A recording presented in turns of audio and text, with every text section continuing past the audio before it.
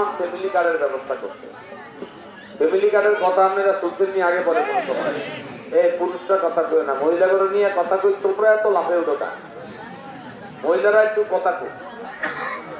আগে পরে এই 54 বছরে কোনদিন শুনছেন নি আমনে গরু লইয়া কেউ চিন্তা করছে ফ্যামিলি কার্ড দিব, শুনছেন নি কোনদিন? আজকে শুনেন, যদি আপনারা আমরে ভোট দিয়া হইতাম তারেক রহমান প্রধানমন্ত্রী হইব তাহলে নিশ্চিত প্রজ্ঞা করে ফ্যামিলি কার্ড পাইবেন, আপনারা ঘরের জিনিস গৃহ করছেন। বিশ্বাস হয়নি? হয়তো খালেদা জিয়ার বিশ্বাস করতেননি, এদের পোলাগারও বিশ্বাস রাখতেন।